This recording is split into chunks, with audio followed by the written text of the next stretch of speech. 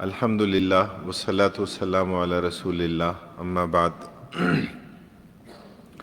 قرآن کریم کے تدریجی نزول کی حکمت ایک تو نبی اکرم صلی اللہ علیہ وسلم کے لیے تسلی، اطمینان اور آپ کو حوصلہ دینا اور آپ کے لیے تثبیت قلبی کا انتظام من جانب اللہ تعالیٰ کی طرف سے۔ اسی طرح قرآن کریم کے تدریجی نزول کی حکمتوں میں سے ایک بڑی اہم حکمت یہ بھی ہے کہ قرآن کے حفظ اور فہم کو آسان بنانا۔ جو سبقاً جو چیز پڑھی جاتی ہے اس کو یاد رکھنا بھی آسان ہوتا ہے اور اس کو سمجھنا بھی آسان ہوتا ہے، بنسبت اس کے کہ جو یک بارگی ایک ہی مرتبہ پورا علم جو ہے وہ منتقل کیا جائے تو اس کو یاد رکھنا اور اس کو سمجھنا نسبتاً مشکل ہوتا ہے۔ اسی طرح قرآن کریم کے تدریجی نزول کی حکمتوں میں سے ایک اہم ترین حکمت وہ تدریج لتنفیذ الاحکام، احکام کی تنفیذ کے لیے تدریج، کہ ایک ایسے ماحول میں، ایک ایسے معاشرے میں کہ جہاں لوگ شراب کے رسیت ہیں اور ہر مجلس میں شراب پیش کی جاتی تھی، شراب گھروں میں تیار ہوتی تھی، ہر فرد شراب بنانے کا ہنر طریقہ جانتا تھا، گھروں میں مٹکوں میں شراب موجود ہوتی تھی، اور جو لوگ کثرت سے استعمال کرتے ہیں تو ظاہر ہے کہ تھوڑی مقدار انہیں زیادہ نشہ بھی نہیں دیتی، اس لیے کہ وہ لوگ عادی ہوتے ہیں، تو یہ صورت ہوتی ہے، تو ایک لازمی مشروب کے طور پر وہ پیش کی جاتی تھی۔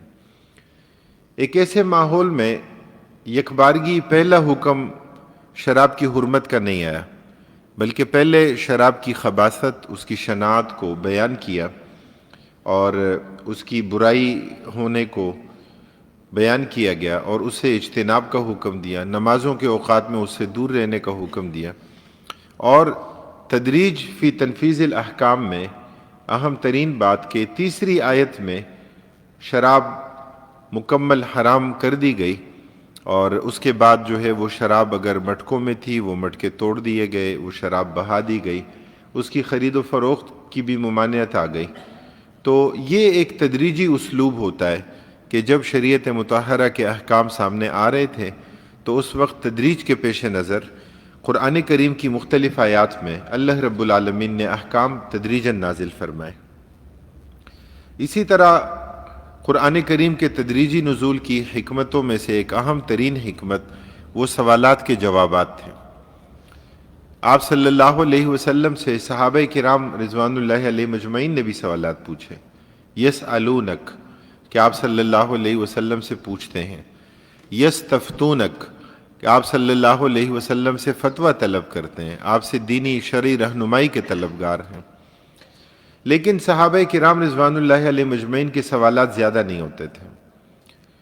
آپ سے کفار نے، مشرکین نے، معترضین نے بھی سوالات پوچھے، اور ان کے پیش نظر یہ تھا کہ شاید وہ نبی اکرم صلی اللہ علیہ وسلم کو لاجواب کر دیں، ان کے پیش نظر یہ تھا کہ شاید نبی اکرم صلی اللہ علیہ وسلم جواب نہ دے سکیں، لیکن وہ اس حقیقت سے ناآشنا تھے کہ یہ تو اللہ کا کلام ہے اور اللہ تعالیٰ کی طرف سے جوابات آتے ہیں۔ تو قرآن کریم کی کئی آیات میں، کئی مقامات میں ہمیں یہ اسلوب نظر آتا ہے، تو سوال ہوگا تو جواب آئے گا۔ تو تدریج قرآن کریم کے نزول میں، اس کے تنزیل ہونے میں ایک بڑی بنیادی حکمت وہ کیا تھی کہ سوالات کے بروقت جوابات سامنے آئیں۔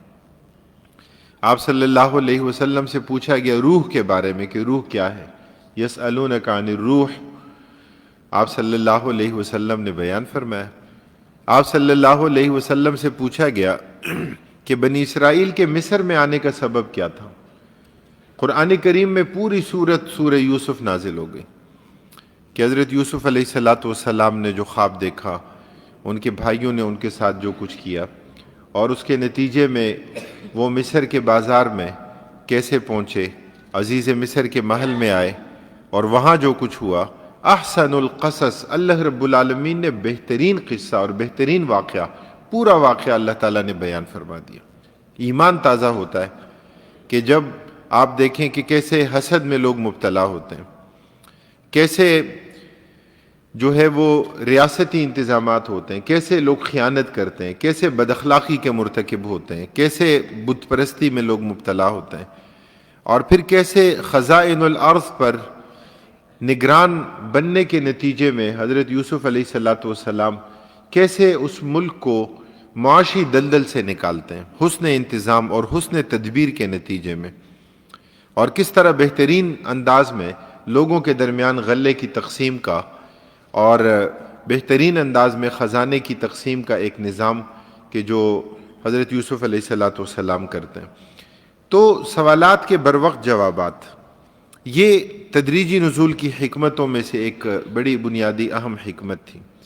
قرآن کریم میں مکی اور مدنی صورتیں، مکی اور مدنی کا ایک بڑا فرق تو وہ ہے کہ جو معروف ہے کہ آپ صلی اللہ علیہ وسلم کی ہجرت سے پہلے کی جو صورتیں ہیں ان پر مکی صورتوں کا اطلاق کیا جاتا ہے، اور آپ صلی اللہ علیہ وسلم کی ہجرت کے بعد جو صورتیں نازل ہوئیں تو ان پر مدنی صورتوں کا اطلاق کیا جاتا ہے، خواہ وہ بعد میں آپ صلی اللہ علیہ وسلم صلح حدیبیہ کے لیے اس مقام پر بھی موجود تھے، آپ صلی اللہ علیہ وسلم فتح مکہ کے موقع پر بھی تشریف لائے، غزوہ حنین کے مواقع بھی ہیں، تو مختلف آیات جو نازل ہوئیں ہجرت کے بعد تو ان آیات پر مدنی صورتوں کا اطلاق جو ہے وہ کیا جاتا ہے۔ البتہ استقراءً بعض قواعد جو ہیں وہ مفسرین نے ذکر کیے ہیں کہ جن قواعد کی مدد سے یہ سمجھنے میں مدد ملتی ہے کہ قرآن کریم کی کون سی صورتیں ہیں کہ جن کو پڑھنے کے نتیجے میں اندازہ ہو سکتا ہے کہ یہ مکی صورتیں، اور کن صورتوں کا اسلوب ایسا ہے کہ جن کو پڑھنے کے نتیجے میں اس چیز کا احساس ہو سکتا ہے کہ یہ مدنی صورتیں۔ تو ان میں سے بعض قواعد مفسرین نے، اہل علم نے ذکر کیے، جیسے یہ بات ذکر کی گئی کہ قرآن کریم کی جس صورت میں لفظ کلا آتا ہے، یہ لفظ قرآن کریم کی 15 صورتوں میں 33 مرتبہ استعمال ہوا ہے، تو فرمایا کہ وہ صورتیں کیا ہیں، وہ مکی ہیں اور یہ قرآن کے نصف آخر میں ہیں۔ اسی طرح حنفی مسلک کے مطابق یہ کہ جس میں سجدے کی آیت ہو تو وہ مکی ہیں۔ سورہ بقرہ کے علاوہ جس صورت میں بھی حضرت آدم اور حضرت حوا علیہ السلام کا ذکر ہو تو وہ مکی صورتیں ہیں۔ اسی طرح ہر وہ صورت کے جس میں جہاد کی اجازت دی گئی، جس میں قتال کا ذکر ہے تو وہ مدنی ہے، اس لیے کہ جہاد اور قتال کی اجازت مکی دور میں نہیں تھی، مدنی دور میں اجازت دی گئی۔ تو سورہ حج میں اذن للذین یقاتلون بانہم ظلموا وان اللہ علی نصرہم لقدیر، اور اس کے بعد پھر جہاد اور قتال کی مختلف صورتیں اور مختلف آیات ہمیں نظر آتی ہیں۔ اسی طرح جس صورت میں بھی منافقین کا ذکر ہو تو وہ صورت مدنی ہے، اس لیے کہ مکہ میں نفاق نہیں تھا، مکہ میں اسلام تھا یا پھر کفر تھا، اور مدنی زندگی میں ایسا ہوا کہ وہاں پر پھر نفاق کا عنصر بھی آ گیا، تو منافقین کا تذکرہ جہاں کیا گیا، جہاں منافقین کی بری خصلتیں بیان کی گئیں تو وہ مدنی صورتیں۔ اسی طرح بعض قواعد کے جو اکثری قواعد ہیں، قواعد اکثریہ، تو ان کا ذکر بھی مفسرین نے کیا ہے کہ مکی صورتوں میں عموماً یا ایھا الناس کا اسلوب ہے، یا ایھا الناس کہہ کر خطاب کیا گیا، اور مدنی صورتوں میں عموماً یا ایھا الذین آمنوا کا خطاب ہے۔ کبھی اس سے برعکس بھی ہو جاتا ہے لیکن اکثر و بیشتر ایسا ہوتا ہے۔ اسی طرح مکی آیتیں اور صورتیں چھوٹی ہیں اور مدنی وہ تفصیلی ہیں اور طویل ہیں، ان میں زیادہ تفصیل کے ساتھ احکام ذکر کیے گئے۔ مکی صورتوں میں زیادہ تر توحید، رسالت اور معاد، بعث بعد الموت کا تذکرہ کیا گیا، اور مکی صورتوں میں صبر اور تسلی کی تلقین، اسی طرح پچھلی امتوں کی خصوصیات، جبکہ مدنی صورتوں میں خاندانی اور تمدنی قوانین ذکر کیے گئے، جہاد اور قتال کا تذکرہ کیا گیا، اور حدود اور فرائض کا تذکرہ جو ہے وہ کیا گیا۔ مکی صورتوں میں اس وقت مقابلہ بت پرستوں سے تھا، مقابلے میں وہ لوگ تھے کہ جو شرک کے خوگر تھے، جو شرک کے ہم نوا تھے، اور مدنی دور میں اہل کتاب اور منافقین سے تخاطب تھا۔ مخاطبین کون تھے؟ کہ جو اہل کتاب تھے یا جو منافقین تھے۔ اسی طرح مکی صورتوں میں استعارات اور تشبیہات نسبتاً زیادہ ہیں، اور مدنی صورتوں میں انداز نسبتاً سادہ ہے کہ بہت زیادہ استعارات اور بہت زیادہ تشبیہات جو ہیں اس میں ذکر نہیں کی گئی۔ قرآن کریم کے حقوق، قرآن کریم کے حقوق کیا ہیں؟ قرآن کریم کا سب سے پہلا حق تو یہ ہے کہ اللہ تعالیٰ کی کتاب پر ایمان لایا جائے، اس کو اللہ تعالیٰ کی کتاب واقعتاً مانا جائے کہ یہ اللہ تعالیٰ کی کتاب ہے۔ اگر اس کو ہم اللہ تعالیٰ کی کتاب مانیں گے تو پھر ہمارا طرز عمل کچھ مختلف ہوگا۔ اور بڑی آسان اور سادہ مثال ہے کہ اگر کسی کے پاس کسی بڑی شخصیت کا کوئی خط آئے تو ظاہر ہے وہ شخصیت منصب کے لحاظ سے جتنی بڑی ہوگی، اس خط کی وقت اور اس کی اہمیت اتنی ہی زیادہ ہوگی کہ میرے پاس فلاں حضرت کا جو ہے وہ لیٹر ہے، میرے پاس اس کا خط ہے، میرے پاس اس کی تحریر ہے جی۔ یا پہلے ہوتا تھا کہ مخطوطے ہوتے تھے، قلمی نسخے ہوتے تھے، ہاتھ سے لکھے ہوئے، تو اگر کسی بہت بڑی شخصیت کا کوئی قلمی نسخہ کسی کے ہاتھ لگ گیا تو لاکھوں میں بکتے تھے، لاکھوں میں۔ لوگ کہتے تھے کہ جی فلاں کتاب کا جو اصل قلمی نسخہ ہے وہ میرے پاس ہے۔ تو اہل علم اس کی وقت کو اور اس کی اہمیت کو جانتے ہیں کہ اس کی وقت اور اس کی اہمیت کیا ہے۔ میں نے ایران میں ایک مکتبہ دیکھا، مکتبہ ان کے ایک مرجع تقلید تھے، بڑے عالم تھے، آیت اللہ مراشی نجفی، ان کا مکتبہ ہے، اس کو آپ گوگل کر کے دیکھ سکتے ہیں۔ بہت بڑا مکتبہ، 5 منزلہ، اور جس میں ہزاروں مخطوطات، قلمی نسخے وہاں موجود تھے۔ اور ظاہر ہے کہ ریاست کی سرپرستی کا بھی ایک انتظام تھا، اور یہ جو آیت اللہ مراشی نجفی فوت ہو گئے، ان کے بیٹے اس کے متولی ہیں، تو ان سے ملاقات بھی ہوئی اور وہ مکتبہ دیکھا ہم نے۔ پاکستان میں بھی مختلف ادارے یہاں موجود ہیں کہ جہاں قلمی نسخے، اور ظاہر ہے کہ یہ شوق رکھنے والوں کا کام ہے۔ وَلِلنَّاسِ فِي مَا يَعْشِقُونَ مَذَاهِبُ، سب لوگ جو ہے اس کی وقت اور اہمیت کو نہیں جانتے، جن کا ذوق ہے، جن کا شوق ہے تو وہ اس بات کو جانتے ہیں۔ حضرت عبدالجبار شاکر صاحب رحمہ اللہ، انہوں نے بھی ایک بڑا مجموعہ جو ہے وہ جمع کیا تھا، اور بڑی تعداد میں ان کے پاس بھی کتابیں، مخطوطات وہ موجود تھے۔ اور اس وقت انہوں نے ذکر کیا کہ میں نے یہ جو مخطوطات اکٹھے کیے ہیں، قلمی نسخے، تو کہا کہ ان میں سے بعض ایسے بھی ہیں کہ جو ایک قلمی نسخہ مجھے لاکھوں روپے کا ملا ہے، ایسے بھی ہیں کہ اس کی وقت، اس کی اہمیت مجھے معلوم تھی کہ کتنی وقت ہے، اس کی کتنی اہمیت ہے۔ جن سے لیا وہ بھی نہیں جانتے تھے کہ علمی دنیا میں اس کی کتنی اہمیت ہے۔ تو ظاہر ہے کہ تجارت تو پیش نظر نہیں تھی، پیش نظر تو ایک دین کی اشاعت اور دین کی خدمت کا جذبہ تھا۔ تو مختصر یہ کہ اگر ہم قرآن کریم کو اللہ تعالیٰ کی کتاب مان لیں اور اس پر ہم ایمان لے آئیں کہ یہ اللہ کی کتاب ہے، تو پھر اس کے ساتھ ہمارا جو سلوک اور برتاؤ ہو، اس کے حوالے سے جو ہمارا طرز عمل ہو، پھر وہ بالکل الگ ہوگا۔ کہ اللہ تعالیٰ کی کتاب پر ایمان لانے کے بعد حضرات صحابہ کرام رضوان اللہ علیہ مجمعین کے دور میں جو مکتوب چیزیں موجود ہوتی تھیں، حضرت اکرمہ رحمہ اللہ کے بارے میں آتا ہے کہ کیسی تعظیم کرتے تھے۔ قرآن کا کوئی مکتوب حصہ انہیں ملتا، بوسہ لیتے، اپنی آنکھوں سے لگاتے، ھذا کلام ربی، ھذا کتاب ربی، یہ میرے رب کا کلام ہے، یہ میرے رب کا کلام ہے، یہ وہ مکتوب ہے، یہ اللہ تعالیٰ کی قرآن کریم کی آیات ہے۔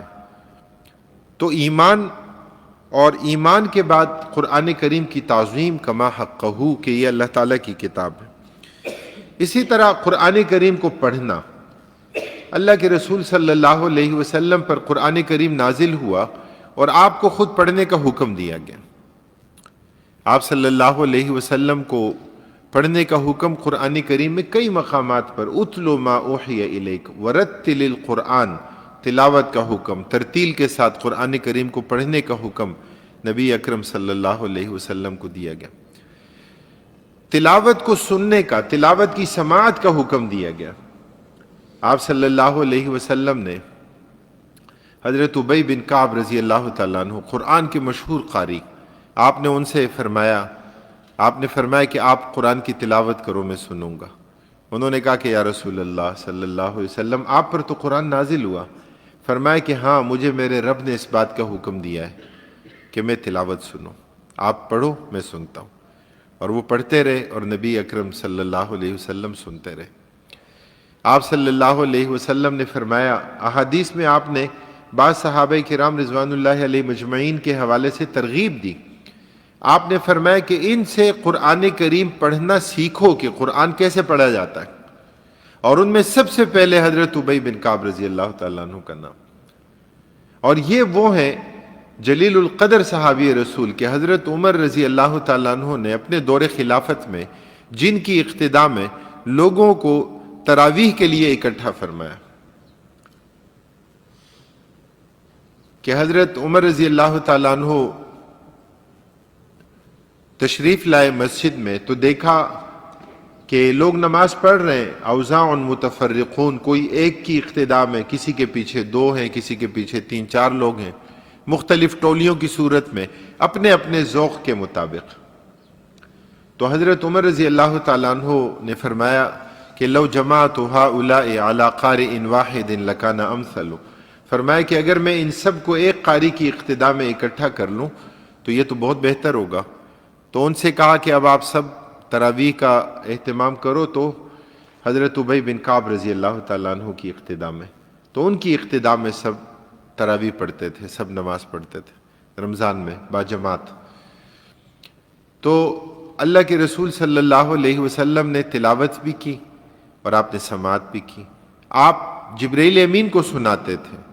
یہ قرآن کریم کا دور تھا کہ جو نبی اکرم صلی اللہ علیہ وسلم کرتے تھے، اور جس سال آپ کی رحلت ہوئی اس سے متصل رمضان میں آپ صلی اللہ علیہ وسلم نے 2 مرتبہ قرآن کریم کا دور کیا۔ اسی طرح قرآن کا حق ہے کہ قرآن کو سمجھا جائے، قرآن فہمی، قرآن میں تدبر کرنا، قرآن کریم کو سمجھنا۔ اللہ تعالیٰ کی کتاب مجھے میری انفرادی زندگی کے بارے میں کیا حکم دیتی ہے، اللہ تعالیٰ کی کتاب ہمیں ہماری اجتماعی زندگی کے بارے میں کیا احکام دیتی ہے۔ تو یہ غور اور فکر یہ بہت ضروری ہے کہ ہم اگر دنیا جہاں کے فلسفوں کو سمجھ لیں، ہم کتابیں بھی پڑھ لیں، ہم سب کچھ پڑھنے والے ہوں، لیکن اگر نہ پڑھیں تو بس قرآن کو نہ سمجھ سکیں، قرآن کو نہ پڑھ سکیں، یہ کتنی محرومی ہے۔ تو ذوق ہونا چاہیے کہ قرآن کریم کے حوالے سے ہمارا ذوق ہو، شوق کی بات ہو، مختلف تفاسیر کا مطالعہ کریں، قرآن کریم کی مختلف آیات کو اپنے سامنے رکھیں اور انہیں پڑھنے اور انہیں سمجھنے کی کوشش کریں کہ ہمارا رب ہم سے ہم کلام ہے۔ اللہ رب العالمین نے قرآن کریم میں کتنے اعجاز والا کلام اللہ تعالیٰ نے بیان فرمایا۔ الاعجاز العلمی فی القرآن الکریم۔ میں نے ایک مرتبہ سعودی عرب میں ایک بہت بڑے پروگرام میں شرکت کی کہ جو پورے پروگرام کا موضوع، اس کا عنوان یہی تھا، الاعجاز العلمی فی القرآن الکریم، کہ قرآن کریم میں کتنا علمی اعجاز اللہ رب العالمین نے رکھا ہے۔ یعنی بطور مثال آپ اس کو دیکھیں کہ اللہ تعالیٰ نے قرآن کریم میں یہ جو ذکر فرمایا نا کہ والجبال اوتادا، کہ اللہ تعالیٰ نے پہاڑوں کو کیلوں کی صورت میں اللہ تعالیٰ نے زمین میں گاڑ دیا۔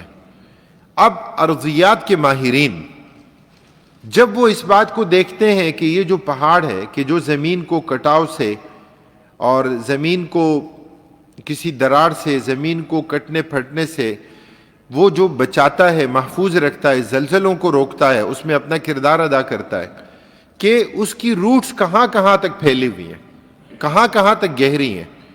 تو ارضیات کے ماہرین جب اس کی ریسرچ میں جاتے ہیں اور جب وہ اس بات کو دیکھتے ہیں کہ ایک کیل کا کردار کیا ہوتا ہے، اور والجبال اوتادا، کہ اللہ رب العالمین نے پہاڑوں کو کیلوں کی صورت میں اس زمین کے اندر گاڑ رکھا ہے، تو اس پر جو اس کی سائنسی توجیحات اور اس پر جو ریسرچ ہوتی ہے، یعنی اس کو دیکھنے کے بعد اللہ تعالیٰ کے اس کلام کی حقانیت پر یعنی انسان دنگ رہ جاتا ہے، حیران رہ جاتا ہے کہ کتنی عظیم کتاب اللہ تعالیٰ کی، اور اس میں کتنا علمی اعجاز ہے کہ جو اللہ رب العالمین نے بیان فرمایا۔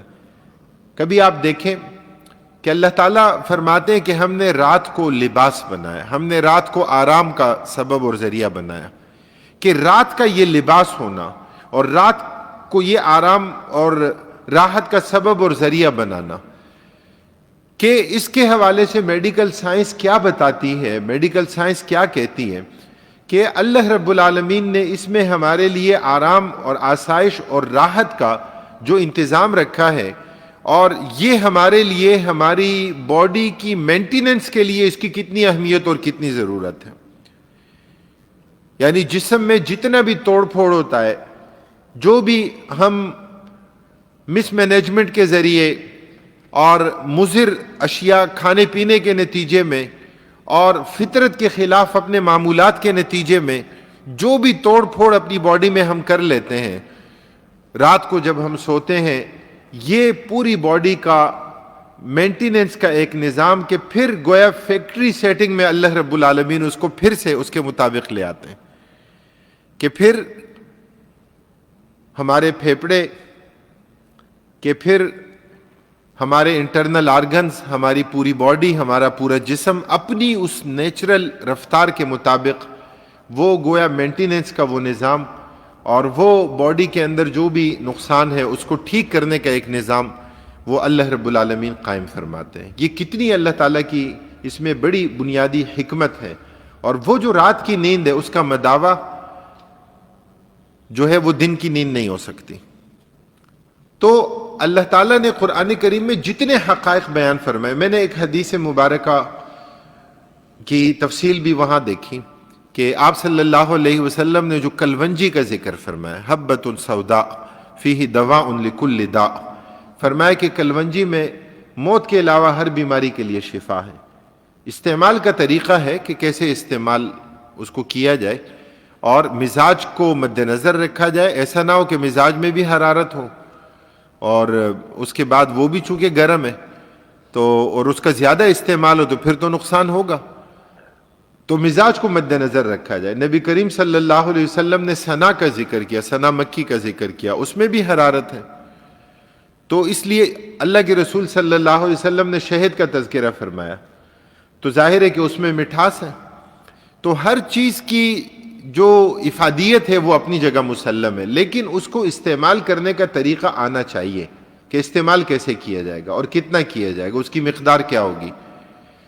تو میں نے ذکر کیا کہ حبۃ سوداء فیہ دواء لکل داء، یہ ذکر کیا، اور میڈیکل سائنس اس بات پر ریسرچ کرتی ہے کہ کلونجی جو ہے وہ ہمارے امیون سسٹم کو کیسے بوسٹ کرتی ہے، کہ وہ ہماری اس امیونٹی کو کیسے ڈیولپ کرتی ہے، وہ اس کو کیسے بڑھاتی ہے، اور اس ڈیولپمنٹ کے نتیجے میں کیسے بیماریوں کے خلاف، مختلف جو ڈیزیزز ہیں ان کے خلاف لڑنے کی جو انٹرنل ایک استعداد اور صلاحیت پیدا ہوتی ہے وہ اس کے نتیجے میں پیدا ہوتی ہے۔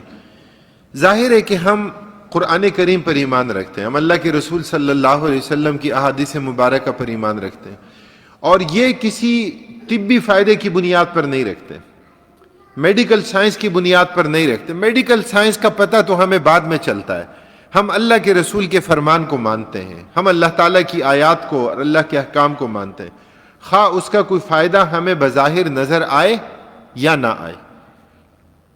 ہم صرف اس کی حکمتوں کے پیش نظر ایسا نہیں ہے کہ چونکہ وہ ہمارے لیے مفید ہے اس لیے ہم مانتے ہیں، نہیں، فائدے کا اور نقصان کا اللہ رب العالمین زیادہ بہتر جانتے ہیں، اور شریعت کی جو حکمتیں ہیں تو کوئی بھی ایسی چیز ہمارے لیے انشاءاللہ مضر نہیں ہو سکتی کہ جو اللہ اور اللہ کے رسول کا فرمان ہو۔ ہم اس کو سمجھ نہ سکیں، ہمارے فہم میں اور ہمارے ادراک میں نہ آ سکے، وہ الگ بات ہے، لیکن باقی یہ ہمارا ایمان ہے، یہ ہمارا بنیادی عقیدہ ہے۔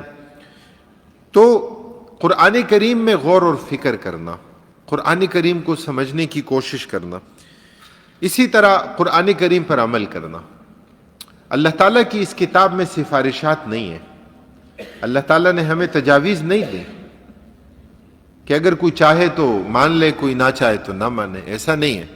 اللہ تعالیٰ نے اپنی اس کتاب میں ہمارے لیے زندگی گزارنے کا ایک لائحہ عمل ذکر کیا، اللہ تعالیٰ نے اوامر دیے ہیں، اللہ تعالیٰ نے نواہی دی ہیں، اس پر عمل کرنا ہے، اور جن چیزوں سے منع کیا ان سے اجتناب کرنا ہے، ان سے بچنا ہے۔ یہ عمل انفرادی زندگی میں بھی ہے اور یہ اجتماعی زندگی کے تمام دائروں میں ہے۔ تو سب سے پہلے انفرادی زندگی کی بات آئے گی۔ سب سے پہلا جو قرآن کریم کے احکام کے ہم مکلف ہیں، تو اس کا سب سے پہلا دائرہ وہ ہماری انفرادی زندگی ہے، اور اس کے بعد ہمارا سب سے کلوز سرکل، ہمارا سب سے قریبی دائرہ ہمارا اپنا گھر ہے، ہمارے زیر تربیت اور زیر کفالت افراد ہیں، اور پھر اس کے بعد اجتماعی نظام کی بات ہے، پھر ریاست کی بات ہے، پھر معاشرہ اور ریاستی اور اجتماعی نظام کے تمام دائرے، پھر ان کی بات ہے۔ تو آغاز سب سے پہلے کرنا ہے انفرادیت سے، اس لیے کہ اجتماعیت انفرادیت سے بنتی ہے۔ تو اگر انفرادیت صالح ہوگی تو اجتماعیت بھی صالح ہوگی۔ انفرادیت اگر عمل کرنے والی ہوگی، جو احکام ہماری طرف متوجہ ہیں، جو ہماری انفرادی زندگی سے متعلق ہیں، اس میں تو ظاہر ہے کہ کسی کا عمل دخل نہیں ہے، نہ ریاست کا عمل دخل ہے، نہ اس میں امریکہ کا عمل دخل ہے، نہ اس میں کسی اور کا عمل دخل ہے۔ وہ تو میری اور آپ کی انفرادی زندگی ہے نا۔ مجھے کیا دیکھنا ہے کیا نہیں دیکھنا، یہ تو میرا اختیار ہے۔ مجھے کیا سننا ہے کیا نہیں سننا، یہ تو میرا اختیار ہے۔ اللہ تعالیٰ نے احکام دیے، اللہ تعالیٰ نے ہمیں منع کیا گانے مت سنو، فحش باتیں مت سنو، بے حیائی، فحاشی اور عریانی کی طرف مت دیکھو۔ میں نے کیا بولنا ہے اور کیا نہیں بولنا، کیا کسی اور کا جبر ہے مجھ پر؟ ہم جھوٹ نہ بولیں، ہم غیبت نہ کریں، ہم بہتان نہ لگائیں، ہم حسد میں مبتلا نہ ہوں۔ اس لیے ہماری انفرادی زندگی کے بہت بڑے وسیع دائرے ایسے ہیں کہ جن میں کسی اور کا کوئی عمل دخل نہیں ہے، کہ جس میں بس ہم اور ہمارا رب، ہماری اپنی انفرادی زندگی، ہماری اپنی انفرادی زندگی میں اللہ تعالیٰ کے احکام۔ اللہ رب العالمین نے غض بصر کا حکم دیا، اللہ رب العالمین نے ہمیں جھوٹ بولنے سے منع کیا، اللہ تعالیٰ نے ہمیں غیبت کرنے سے منع کیا، اللہ تعالیٰ نے ہمیں تہمت لگانے سے منع کیا، اللہ تعالیٰ نے ہمیں اپنے غصے کو کنٹرول کرنے کا حکم دیا۔ یہ جو غصہ ہے، غصہ آنا بری بات نہیں ہے، غصہ آنا کوئی بری بات نہیں ہے کہ غصہ آتا ہے، غصہ تو مردانگی کی علامت ہے، غصہ آنا چاہیے۔ جو ڈرپوک ہو، بزدل ہو، اسے تو غصہ نہیں آئے گا، اس کو تو پتہ ہے میں تو غصہ کر بھی نہیں سکتا۔ غصہ آنا برا نہیں ہے، غصے کا اظہار اور غصے کا نکالنا برا ہے۔ غصہ آئے گا تو الکاظمین الغیظ کی مدح ہوگی، غصہ آئے گا تو تبھی پتہ چلے گا نا کہ آپ غصے کو کنٹرول کتنا کر رہے ہیں۔ اگر کسی کو غصہ آتا ہی نہیں ہے، یہ الگ بات ہے کہ کوئی فرد ولایت کے ایسے مقام پر فائز ہو گیا، اس کے اپنے نفس پر اتنا کنٹرول اسے حاصل ہو گیا، الا ماشاء اللہ، لیکن آج کل تو اس کے مظاہر ہمیں نظر نہیں آتے، اس لیے کہ ہمارے کھانے پینے کی بھی ایسی چیزیں ہیں کہ جو ہماری باڈی میں اشتعال پیدا کرتی ہیں۔ اسپائسی کھانے ایسے ہیں کہ جو دن میں بھی ہر وقت لڑنے جھگڑنے کا مزاج لوگوں کا بنتا ہے۔ بچوں کو آپ دیکھیں، اسپیشلی بچے گھروں میں آرام سے نہیں رہتے، ایک دوسرے سے لڑائی جھگڑے کرتے رہتے ہیں، اور یہ سارا کمال ہوتا ہے ان مسالوں کا اور ان اسپائسی چیزوں کا کہ جو کھانے پینے میں ساری ان کے لیے موجود ہوتی ہیں۔ اس پر ایک ایکسپیریمنٹ، ایک مرتبہ ریسرچ ہوئی کہ یہ جو چائنیز سالٹ جسے کہتے ہیں، اجینو موتو، تو اس پر یہ ریسرچ ہوئی کہ بچوں کے ایک گروپ کو کھانے پینے میں یہ ملا کر دیا گیا اور ایک دوسرا گروپ ان کو نہیں دیا گیا، اور یہ دیکھا گیا اس ایکسپیریمنٹل ریسرچ کے نتیجے میں کہ جن بچوں کے کھانے میں یہ ملایا گیا ان میں اشتعال زیادہ ہے، ان میں غصہ زیادہ ہے، اور جن کو نہیں دیا گیا ان کے مزاج میں ٹھنڈک اور برودت زیادہ ہے۔ تو بچے جتنی چیزیں کھاتے ہیں، اسپائسی چیزیں کھاتے ہیں، مسالوں میں جو کچھ ہوتا ہے تو ظاہر ہے اس کا اثر مزاج پر بھی ہوتا ہے، اور اس کا اثر جو ہے وہ خوابوں پر بھی ہوتا ہے۔ لوگ آ کے خواب پوچھتے ہیں کہ حضرت میں نے خواب دیکھا کہ میں ہوا میں اڑ رہا ہوں یا کوئی آ کر خواب بتاتا ہے کہ حضرت میں نے خواب دیکھا خون ہے، ہر طرف خون ریزی ہے، دھماکے ہیں، یہ ہے وہ ہے۔ تو ظاہر ہے کہ جو کچھ کھایا ہے اس کا اثر بھی ہے ماحول کا اثر بھی ہوتا ہے۔ اضغاث و احلام، جو کچھ شعور میں ہے کبھی لاشعور میں آتا ہے، تو وہ بھی خواب میں، وہ بھی پردے کی اسکرین پر آتا ہے، خواب وہ بھی دکھاتا ہے۔ بہت تھوڑے خواب، کم خواب ایسے ہوتے ہیں کہ جو مبشرات ہوتے ہیں، بہت کم خواب ہوتے ہیں۔ تھوڑے خواب ایسے ہوتے ہیں کہ جن میں کسی آفت اور کسی مصیبت سے خبردار کیا گیا ہوتا ہے۔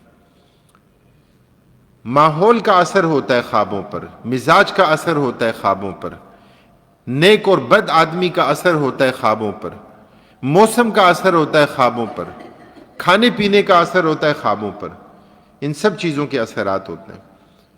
تو اس لیے میں ذکر یہ کر رہا تھا کہ الکاظمین الغیظ، کہ غصہ آئے گا تو تب پتہ چلے گا نا کہ اس فرد میں کتنا تحمل ہے، کہ اس میں کتنا برداشت ہے، اس میں کتنا ٹھہراؤ ہے۔ کیا فرمایا کہ پہلوان وہ نہیں ہے کہ جو اپنے مد مقابل کو زیر کر، یہاں ایک بت ہے نا، اس کو زیر کرنا سیکھے۔ یہ بہت اہم ہے، بہت بڑا مرحلہ ہے۔ کبھی کوئی فرد آپ کو برا بھلا کہے، آپ جواب پر قادر ہوں، بدلے پر قادر ہوں، انتقام پر قادر ہوں، اللہ کی رضا کی خاطر ذرا خاموش ہو کر دیکھیں، ذرا مسکرا کے دیکھیں۔ دل میں غصہ ہے لیکن خود پر جبر کر کے ذرا مسکرائیں تب پتہ چلتا ہے۔ جی بشیر بدر نے کہا کہ تضاد جذبات میں یہ نازک مقام آیا تو کیا کرو گے؟ تضاد جذبات میں یہ نازک مقام آیا تو کیا کرو گے؟ میں رو رہا ہوں تم ہنس رہے ہو، میں مسکرایا تو کیا کرو گے؟ میں رو رہا ہوں تم ہنس رہے ہو، میں مسکراؤں گا تو تمہیں رونا پڑے گا۔ حضرت شاہ حکیم اختر صاحب فرماتے ہیں کہ رضائے دوست کی خاطر یہ حوصلے ان کے، صحابہ کا تذکرہ فرمائے، رضائے دوست کی خاطر یہ حوصلے ان کے، دلوں میں زخم ہے اور پھر بھی مسکراتے ہیں۔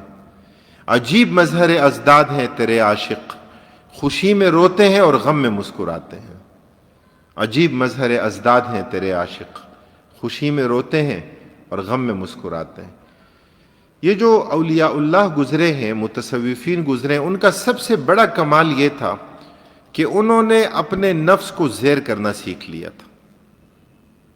یہ قابو میں نہیں آتا۔ کہاں علماء، فضلاء، جی بڑے بڑے ماہرین اور بڑے مبلغین، لیکن اپنے نفس کے غلام ہوتے ہیں۔ یہ بہت مشکل مرحلہ ہے، معمولی مرحلہ نہیں ہے۔ بہت خوش قسمت ہے وہ کہ جو اپنے نفس پر قابو پا لے، کہ جسے اپنے مزاج پر کنٹرول حاصل ہو جائے، کہ جو اپنی طبیعت کو شریعت کا تابع بنا دے۔ یہ بڑا مشکل مرحلہ ہے، اپنی طبیعت کو شریعت کا تابع بنا دے۔ تو اس کا پتہ چلتا ہے کہ ہم اللہ تعالیٰ کی کتاب پر کتنا عمل کر رہے ہیں۔ الکاظمین الغیظ کا وصف بیان کیا گیا نا، کہ غصے کو پی جانے والے، اللہ تعالیٰ نے مقام مدح میں اللہ تعالیٰ نے ان کا تذکرہ فرمایا۔ ہماری معاشرت میں، ہماری اجتماعی زندگی میں ہوتا ہے کہ مجھے دوسرا آنے والا میرا مسلمان بھائی سلام نہیں کر رہا تو میں کیوں سلام کروں؟ میں کوئی کم اہمیت کا حامل ہوں؟ میری حیثیت کوئی کم ہے؟ اللہ کے رسول صلی اللہ علیہ وسلم کیا فرماتے ہیں؟ البادئ بالسلام بریء من الکبر، سلام میں پہل کرنے والا تکبر سے بری ہے۔ جو انتظار نہیں کرتا، جو آگے بڑھ کے سلام کرتا ہے۔ اللہ کے رسول صلی اللہ علیہ وسلم نے فرمایا کہ میں اس بات کی ضمانت دیتا ہوں، بڑی بنیادی دو چیزیں فرمایا کہ جو انفاق کرے گا وہ کبھی فقیر نہیں ہوگا۔ شیطان کا وسوسہ تو یہی ہوتا ہے نا کہ مال تھوڑا سا تو ہے تمہارے پاس، وہ بھی خرچ کر دو گے پھر کیا ہوگا؟ تو اللہ کے رسول صلی اللہ علیہ وسلم ضمانت دیتے ہیں کہ میری ضمانت ہے، جو انفاق کرے گا اللہ کے راستے میں فقیر نہیں ہوگا۔ اس لیے کہ انسان کی بھی ایک غیرت ہے نا کہ وہ اللہ کے راستے میں دے رہا ہے، پھر میری اور آپ کی غیرت کیا ہوگی؟ اللہ کی غیرت کتنی بڑی غیرت ہے کہ میں اللہ کے راستے میں دیتا ہوں، اللہ رب العالمین ہمیں اس سے زیادہ دیتے ہیں۔ یہ بڑا بنیادی عقیدہ ہے۔ اسی طرح نبی اکرم صلی اللہ علیہ وسلم نے فرمایا کہ جو شخص بدلہ لینے پر قادر ہو، اس کے باوجود خود پر کیے جانے والے ظلم کو معاف کر دے، فرمایا میں اس بات کی ضمانت دیتا ہوں کہ اس کی عزت میں اضافہ ہوگا۔ لوگ تو ناک کے کٹ جانے کا خوف ہوتا ہے نا، میری ناک کٹ جائے گی، لوگ کیا کہیں گے کہ یہ اپنا بدلہ نہیں لے سکتا۔ جی تو اللہ کے رسول صلی اللہ علیہ وسلم فرماتے ہیں لوگوں کی باتیں چھوڑو، میں ضمانت دیتا ہوں بدلہ لینے پر قادر ہو، اس کے باوجود معاف کر دو گے، تمہاری عزت میں کمی نہیں آئے گی، اللہ تعالیٰ تمہاری عزت بڑھا دیں گے۔ اللہ تعالیٰ نے بعض چیزیں الٹ رکھی ہیں۔ جو تکبر کرتا ہے اللہ تعالیٰ اسے ذلیل اور رسوا کر دیتے ہیں، اور جو عاجزی اختیار کرتا ہے اللہ تعالیٰ اسے بلند اور بالا مقام اور مرتبہ دیتے ہیں۔ من تواضع للہ رفعہ اللہ۔ تو اس لیے قرآن کریم پر عمل کرنا ہماری انفرادی زندگی میں بھی اور اجتماعی زندگی کے تمام دائروں میں، ہمارے گھر کے افراد ہیں، خوشی غمی کی تقریبات ہیں، ہم پر کس نے جبر کیا ہے؟ اگر ہم باطل اور غلط رسومات اختیار کرتے ہیں، کسی نے جبر نہیں کیا، ہم چاہیں اپنے گھر کی خواتین کی بھی تربیت کریں۔ کتنے نیک اور متدین لوگ ایسے ہوتے ہیں جو کہتے ہیں کہ حضرت مجھے پتا ہے کہ خوشی غمی میں اسلام کا طریقہ کیا ہے، کہتے ہیں لیکن کیا کریں بچے نہیں مانتے۔ کتنے لوگ ہوتے ہیں کہتے ہیں جی کیا کریں ہماری خواتین نہیں مانتی۔ جی ہمارے ہاں روایت یہ ہے، بھئی روایت کا کیا کرنا ہے؟ اللہ اور اللہ کے رسول صلی اللہ علیہ وسلم کے حکم کو سامنے رکھو، آپ کی شریعت کو سامنے رکھو، آپ صلی اللہ علیہ وسلم کی ہدایات کو سامنے رکھو۔ تو اللہ تعالیٰ کا یہ کلام ہمیں ہماری انفرادی زندگی کے لیے بھی ہدایات دیتا ہے اور ہمیں ہماری اجتماعی زندگی کے لیے بھی ہدایات دیتا ہے۔ ہمارا معاشرہ جنت کا نمونہ بن سکتا ہے۔ آپ اپنے معاشرے میں سورہ حجرات کو نافذ کر کے دیکھیں۔ سورہ حجرات یعنی کوئی بہت بڑی سورت تو نہیں ہے، 2 رکوع ہیں، اس کو نافذ کر کے دیکھیں۔ اللہ تعالیٰ کے احکام، ایک دوسرے کا مذاق مت اڑاؤ، ایک دوسرے کو حقیر مت جانو، ایک دوسرے کو برے ناموں سے یاد مت کرو، فرمایا کہ غیبت مت کرو، اپنے مردہ مسلمان بھائی کا گوشت کھانے کے مترادف ہے، فَكَرِهْتُمُوهُ، فرمایا اس سے تو تمہیں گھن آتی ہے، غیبت مزے لے لے کر کرتے ہو۔ 2 بھائیوں میں اختلاف ہے، صلح کی کوشش کرو، آگ لگانے کی، آگ بھڑکانے کی کوشش کبھی مت کرو۔ لوگ مزے لے لے کر دیکھتے ہیں۔ صلح کی کوشش، اصلاح کی کوشش، بھلائی کی کوشش، خیرخواہی کی کوشش، یہ مطلوب ہوتی ہے۔ تو اللہ تعالیٰ کی یہ کتاب ہمیں متوجہ کرتی ہے کہ اس پر عمل کرو، اس میں تجاویز نہیں ہے، اس میں سفارشات نہیں ہے، اس میں اللہ تعالیٰ نے ہمارے لیے زندگی کا لائحہ عمل دیا ہے، اس میں اللہ تعالیٰ نے ہمیں زندگی گزارنے کا ہنر، سلیقہ اور طریقہ دیا ہے۔ اسی طرح اجتماعی نظام میں اس دین کو نافذ کرنا، زندگی کے تمام پہلوؤں میں، زندگی کے تمام دائروں میں نظام تعلیم اسی کے مطابق ہو، نظام معیشت اسی کے مطابق ہو۔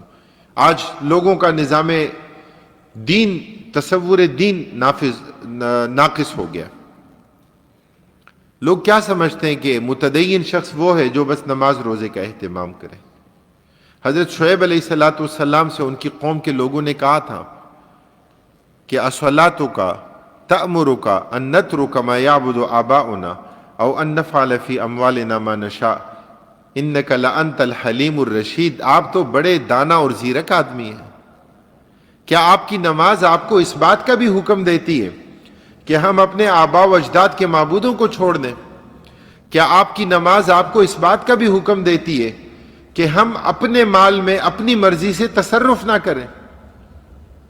ہمارا مال ہماری مرضی، جہاں چاہیں خرچ کریں، جہاں سے چاہیں کمائیں۔ آپ اس میں کیوں دخیل ہیں؟ آپ کا دین اس میں کیوں دخیل ہو رہا ہے؟ کاروبار زندگی میں دین کو دخیل نہیں ہونا چاہیے۔ دین تو بس مسجد تک رہے۔ آپ نماز پڑھیں، خشوع اور خضوع کے ساتھ پڑھیں، عاجزی اور انابت کے ساتھ پڑھیں، خوبصورت بہترین مسجد بنائیں، نمازوں کا اہتمام کریں، تو لوگ سمجھتے ہیں کہ بس یہی تصور دین ہے۔ نہیں، تصور دین آپ کے کاروبار میں دخیل ہوگا، دین آپ کی معیشت اور معاشرت میں دخیل ہوگا، دین آپ کو آمدن کی مدات بتائے گا، دین آپ کو اخراجات کی مدات بتائے گا، دین آپ کو کاروبار کا طریقہ بتائے گا، یہ دین آپ کو بیوع کی ساری قسمیں بتائے گا کہ خرید و فروخت کرنی ہے تو کیسے کرنی ہے، ضرر غرر دھوکہ سے بچنا ہے، بچانا ہے تو کیسے کرنا ہے۔ یہ تصور دین ہے۔ یہاں ہماری زندگی کے تمام معاملات، خواہ وہ نکاح ہو، شادی ہو، خواہ وہ غم ہو، کسی کی رحلت ہو، کسی کا جنازہ ہو، زندگی کے تمام مراحل ہوں تو وہ دین کی روشنی میں ہوں گے۔ یہ دین کا کامل تصور ہے اور اس کے مطابق دین پر عمل کرنا ہے۔ اللہ تعالیٰ کی اس کتاب کا یہ حق ہے کہ اس کی تبلیغ کی جائے، اس کی اشاعت کی جائے۔ نبی اکرم صلی اللہ علیہ وسلم کو حکم دیا گیا، بلغ ما انزل الیک من ربک، اور فرمائے فإن لم تفعل فما بلغت رسالتہ۔ یہ کتنا سخت حکم ہے۔ نبی اکرم صلی اللہ علیہ وسلم نے تبلیغ کا حق ادا کیا، آپ نے اللہ تعالیٰ کی ذات کو گواہ بنایا، آپ صلی اللہ علیہ وسلم نے حاضرین کو گواہ بنایا، آپ صلی اللہ علیہ وسلم نے حاضرین کو تبلیغ کا یہ فریضہ آپ نے ان کے ذمہ لگایا۔ فَلْيُبَلِّغِ الشَّاهِدُ الْغَائِبَ، آپ نے فرمایا کہ جو لوگ موجود ہیں وہ ان لوگوں تک جو موجود نہیں ہیں ان تک دین کی دعوت پہنچا دو۔ فرمایا بلغوا عنی ولو آیا، ایک آیت کا علم بھی تمہارے پاس ہو تو وہ بھی پہنچاؤ۔ آپ نے دعا دی، آپ صلی اللہ علیہ وسلم نے دعا دی، آپ نے فرمایا کہ اللہ رب العالمین اس شخص کو تر و تازہ رکھے، آپ نے فرمایا اللہ تعالیٰ اسے خوش و خرم رکھے کہ جو میری حدیث سنے اور میری حدیث کو محفوظ کرے، یاد رکھے، اور فرمایا کہ پھر اس کو اوروں تک پہنچائے۔ اور آپ صلی اللہ علیہ وسلم نے فرمایا کہ کبھی ایسا ہوتا ہے کہ جو سامع ہے وہ مبلغ سے زیادہ اس کی حفاظت کرنے والا ہو سکتا ہے۔ آپ نے بات سنی، آپ نے اتنا عمل نہیں کیا، آپ نے آگے جس تک پہنچا دی، یہ ہو سکتا ہے کہ وہ زیادہ عمل پیرا ہو، آپ کو بھی اجر اور ثواب ملے گا، پہنچانے والے کو بھی اجر اور ثواب ملے گا۔ تو نبی اکرم صلی اللہ علیہ وسلم سے یہ بات ذکر کی گئی کہ بلغ ما انزل الیک من ربک، کہ آپ پہنچائیے، تبلیغ کیجئے، دعوت دیجئے جو آپ کی طرف نازل کیا گیا، جو اللہ تعالیٰ کے احکام ہیں۔ آپ صلی اللہ علیہ وسلم نے تبلیغ کا حق ادا کیا۔ آپ داعی تھے، داعی اعظم تھے، سب سے بڑھ کر داعی نبی اکرم صلی اللہ علیہ وسلم۔ آپ نے دن میں بھی رات میں بھی، آپ کو پتہ چلتا مکی زندگی میں کوئی قافلہ آیا ہے، آپ صلی اللہ علیہ وسلم ان کے پاس پہنچتے، ان کو دین کی دعوت دیتے۔ آپ صلی اللہ علیہ وسلم خیموں میں جاتے، آپ کے پیچھے آپ کا چچا ابو لہب، کہ جو بظاہر لوگوں کی نگاہوں میں ذی وجاہت تھا، سردار تھا، بڑا تھا، وہ کہتا کہ میرے بھتیجے کی آواز پر کان مت دھرو، ان کی بات مت سنو۔ آپ کی طرف نسبت مجنون کی جاتی، آپ کی طرف نسبت کاہن کی جاتی، آپ کی طرف نسبت شاعر کی جاتی، آپ کی طرف نسبت ساحر کی جاتی۔ اللہ کے رسول صلی اللہ علیہ وسلم کی زبان میں اللہ نے برکت دی، آپ نے دعوت کا کام کیا اور تبلیغ کا حق ادا کر دیا۔ اور یہ امت دعوت ہے، اس امت نے بھی دعوت کا کام کرنا ہے۔ ہمیں آنا چاہیے کہ دعوت کیسے پہنچانی ہے۔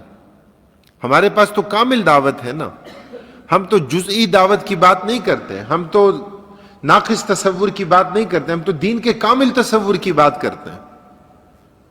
تو ہمیں یہ ہنر آنا چاہیے، ہمیں یہ سلیقہ اور طریقہ آنا چاہیے کہ دعوت دین دی جائے تو کیسے دی جائے۔ کئی مشائخ سے منقول ہے، پوچھا گیا کہ ما حکم تارک الصلاۃ، کہ نماز نہ پڑھنے والے کا کیا حکم ہے؟ تو اس کا فقہی جواب تو الگ ہے کہ امام ابو حنیفہ رحمہ اللہ کیا فرماتے ہیں اور حضرت امام شافعی رحمہ اللہ کیا فرماتے ہیں۔ کتنی مدت تک اگر کوئی نماز نہ پڑھے تو فرماتے ہیں کہ اس کا حکم گویا مرتد کا حکم ہے، اور مرتد کا حکم یہ ہے کہ 3 دن اس کے لیے اسلام پیش کیا جائے، اس کے شبہات کو زائل کیا جائے، اور اگر پھر بھی زائل نہ ہو، پھر بھی وہ رجوع نہ کرے، تو پھر اس کو قتل کر دیا جائے۔ اور امام ابو حنیفہ رحمہ اللہ فرماتے ہیں کہ نہیں، یہ مرتد نہیں ہے، یہ فاسق ہے، تو ارتداد کی سزا نہیں ہے۔ تو فرمایا کہ اس کو جیل میں ڈال دو، عمر قید، حتی تاب او یموت، یہاں تک کہ تائب ہو جائے یا پھر جیل میں اس کی موت واقع ہو جائے۔ یہ تو اس کا فقہی جواب ہے۔ اس کا دعوتی جواب کیا ہے کہ ما حکم تارک الصلاۃ، کہ نماز نہ پڑھنے والے کا کیا حکم ہے؟ تو فرمایا حکمہ ان تأخذہ بیدک الی المسجد، اس کا حکم یہ ہے کہ اس کو ہاتھ سے پکڑ کر مسجد میں لے جاؤ۔ کن داعیا قبل ان تکون قاضیا، قاضی بننے سے پہلے داعی بنو، جج مت بنو، فیصلے مت سناؤ، دعوت دین کا کام کرو۔ میں نے پہلے ذکر کیا کہ منصب افتاء مسلک پرستی پر مبنی فتوے، کہ جی صرف ہمارے پیچھے نماز ہوتی ہے اور کسی کے پیچھے نہیں ہوتے۔ دیوبندی یہ سمجھتے ہیں کہ بس صرف ہم حق پر ہیں تو ہمارے پیچھے ہوتی ہے سب کی نماز اور باقی اوروں کے پیچھے نہیں ہوتی۔ تو بریلوی کہتے ہیں کہ نہیں، ہم اہل سنت ہیں تو ہمارے پیچھے ہوتی ہے، اوروں کے پیچھے نہیں ہوتی نماز۔ تو اہل حدیث سمجھتے ہیں کہ اہل التوحید تو ہم ہیں، عقیدہ تو ہمارا صحیح ہے، تو بس ہمارے پیچھے ہوتی ہے نماز۔ تو مولانا مودودی رحمہ اللہ کی فکر والے تو ویسے ہی ان کے نزدیک کسی کھاتے میں نہیں ہے۔ حضرت عثمان بن عفان رضی اللہ تعالیٰ عنہ کے گھر کا محاصرہ ہوا، گھر کا محاصرہ، خلیفہ وقت ذو النورین، کتنے فضائل، شہید مظلوم، گھر کا محاصرہ۔ اور ایک شخص نے آ کر پوچھا کہ یہ جو فتنے کا امام ہے، کہا کہ وہ ہمیں نماز پڑھاتا ہے، تو ہم کیا کریں، اس کے پیچھے نماز پڑھیں یا نہ پڑھیں؟ کس کے پیچھے؟ کہ جس نے خلیفہ وقت عثمان ذو النورین رضی اللہ تعالیٰ عنہ کے گھر کا محاصرہ کیا ہے۔ تو فرمایا کہ نماز تو ایک اچھا عمل ہے، ایک اچھا فعل ہے، عبادت ہے، تو اس کے پیچھے نماز پڑھ لیا کرو۔ اور فرمایا کہ اگر وہ گناہ کا حکم دے تو گناہ پر عمل نہ کیا کرو، باقی نماز تو عبادت ہے، اچھی بات ہے، انفرادی نماز پڑھنے کے بجائے اس کے پیچھے نماز پڑھ لیا کرو۔ یہ ہے فتویٰ۔ مسلک پرستی نے اس امت کا بیڑا غرق کر دیا۔ مسلک پرستی نے، شخصیت پرستی نے، تہذب نے، تعصب نے، کتابیں لکھی جاتی ہیں ایک دوسرے کے خلاف، فتوے ہوتے ہیں ایک دوسرے کے خلاف، مناظرے ہوتے ہیں ایک دوسرے کے خلاف۔ کن مسائل پر؟ جو فروعی مسائل ہیں۔ میں کبھی کبھی سوچتا ہوں کہ اگر ہم جمعیت طلبہ عربیہ کی دعوت سے آشنا نہ ہوتے اور تحریک کا حصہ نہ ہوتے تو نتیجہ کیا ہوتا کہ فاتحہ خلف الامام پر مناظرے کرتے، آمین بالجہر کے اثبات یا عدم پر ہم مناظرے کرتے، اور یہی رفع یدین کی کیفیت یا اور مسائل کو یہ معرکۃ الآراء مسائل سمجھتے کہ امت کے بڑے مسائل تو یہی ہیں، امت کے بڑے مسائل۔ اللہ کے رسول صلی اللہ علیہ وسلم سے ثابت ہے، آپ صلی اللہ علیہ وسلم نے بعض مواقع پر نہیں کیا، علمی اختلاف ہے۔ آپ کا دل جہاں مطمئن ہوتا ہے، یا اگر آپ عام ایک فرد ہیں، آپ کو دلیل کا نہیں پتا، تو جس کی آپ تقلید کرتے ہیں، یعنی جس کی آپ اتباع کرتے ہیں، جس کے پیچھے چلتے ہیں، بس اس پر اعتماد کرتے ہیں، اللہ رب العالمین آپ کا مواخذہ نہیں کریں گے۔ یہ امت کے معرکۃ الآراء مسائل کبھی نہیں ہے۔ امت کے معرکۃ الآراء مسائل کیا ہیں؟ کفر کا غلبہ ہے۔ امت کے معرکۃ الآراء مسائل کیا ہیں؟ آج کفر کی امامت ہے، کفر کی بالادستی ہے۔ آج ہماری زندگی کے تمام نظام ان کے شکنجے میں ہیں۔ آج عالمی معیشت یہودیت کے شکنجے میں ہے۔ آج مسلمان ہر جگہ مظلوم ہے۔ آج فلسطین، آج قبلہ اول ان کے تسلط میں ہے۔ آج غزہ کو ملیا میٹ کر کے رکھ دیا، افغانستان کو تباہ و برباد کر کے رکھ دیا، عراق اور شام کو تباہ و برباد کر کے رکھ دیا، اور ہم آپس میں مناظروں میں مصروف ہیں۔ یہ امت کے بڑے مسائل کبھی نہیں ہیں۔ یہ تنوع فی العبادات ہے۔ اللہ کے رسول صلی اللہ علیہ وسلم کی ہر ادا اور ہر سنت کو اللہ تعالیٰ نے محفوظ کر دیا ہے۔ تو بعض لوگ ایک کے حامل بنے، ایک پر عمل کرتے ہیں، بعض دوسرے کے حامل بن گئے، وہ دوسری سنت پر عمل پیرا ہے۔ اس لیے ہمیں اس چیز کو ضرور مد نظر رکھنا چاہیے کہ ہم اس دین پر عمل کرنے والے بنیں، خود بھی اوروں کو بھی دعوت دیں اور دین کامل کی دعوت دیں، اور اس دین کی تبلیغ کرنے والے بنیں، امت دعوت بنیں۔ اب دعوت میں تخصصات ہوتے ہیں، دعوت میں اسپیشلائزیشن ہوتی ہے، مختلف کورسز ہوتے ہیں۔ آپ کو بات کرنے کا سلیقہ آنا چاہیے، بات کرنے کا ڈھنگ آپ کے پاس ہونا چاہیے، مخاطب کی نفسیات کو آپ سمجھیں تب اس سے بات کریں۔ اللہ کے رسول صلی اللہ علیہ وسلم داعی تھے، داعی اعظم تھے، تو کیسے داعی تھے؟ ایک نوجوان نے آ کر آپ کی مجلس میں آپ سے زنا کی اجازت نہیں مانگی تھی۔ کسی عام مفتی صاحب، کسی بڑے مقتدی مذہبی پیشوا کی مجلس میں اگر کوئی یہ بات کہہ دے تو لوگ تو دھکے مار کے نکال دیں۔ اللہ کے رسول صلی اللہ علیہ وسلم نے ہر فرد کے مبلغ علم، اس کی ذہنی سطح کے مطابق اس کی تربیت کی۔ آپ نے فرمایا کہ تمہاری ماں بہن ہے، ان کے بارے میں اگر کوئی یہ سوچے، کہا یہ تو برداشت نہیں کر سکتا، تو فرمایا پھر کسی اور کے لیے تم کیسے یہ تصور کر سکتے ہو؟ اس جذبے کے لیے اللہ تعالیٰ نے جائز راستہ رکھا ہے۔ حضرات صحابہ کرام رضوان اللہ علیہ مجمعین فرماتے تھے کہ ہم نے اللہ کے رسول صلی اللہ علیہ وسلم سے بڑھ کر اچھا مربی اور مزکی کہیں نہیں دیکھا۔ آپ نے تربیت کی، آپ نے تزکیہ فرمایا، آپ نے سمجھایا، آپ صلی اللہ علیہ وسلم نے اللہ تعالیٰ کے احکام سے روشناس کرایا۔ آپ کی سیرت، آپ کی حیات طیبہ، آپ کی پوری سیرت مطہرہ ایک کھلی کتاب کی صورت میں موجود تھی۔ یہ دعوت ہے۔ آپ کی پوری زندگی، آپ نماز پڑھتے تھے، صلو کما رأیتمونی اصلی، جس طرح میں نماز پڑھتا ہوں اس طرح نماز پڑھو، یہ نماز پڑھنے کا طریقہ ہے۔ آپ کا قول، آپ کا فعل، آپ کی تقریر، آپ کی موجودگی میں کسی صحابی نے کوئی کام کیا اور آپ نے اس پر نکیر نہیں فرمائی، اس کام کو بھی جواز کی سند مل گئی کہ اگر وہ کام ناجائز ہوتا تو میرے نبی اس پر نکیر فرماتے، اس سے منع فرماتے۔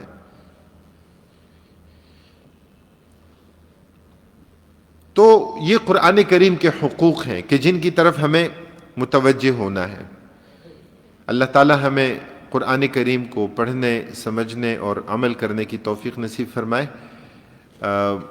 آج مرکزی مجلس شورا کا اجلاس ہے، شروع ہو گیا۔ میں نے رخصت لی تھی تو ابھی 12 بجے میں نے شرکت کرنی ہے اس میں انشاءاللہ۔ اور ویسے روٹین میں تو ہم نے یہ طے کیا ہے کہ اتوار والے دن جو ہے وہ چھٹی ہوگی، لیکن چونکہ ابھی بھی ہم جلدی جو ہے وہ کلاس ختم کر رہے ہیں تو کل ہم اگر کوشش کریں کہ کل ہم کوئی 2 گھنٹے پڑھ لیں، 8:30 بجے آ کے 10:30 بجے تک انشاءاللہ۔ جزاکم اللہ، بارک اللہ۔ اللہ تعالی ہمیں عمل کرنے کی توفیق نصیب فرمائے۔ وآخر دعوانا الحمدللہ رب العالمین۔ 8:30 ٹھیک ہے، لوگ اصل میں موجود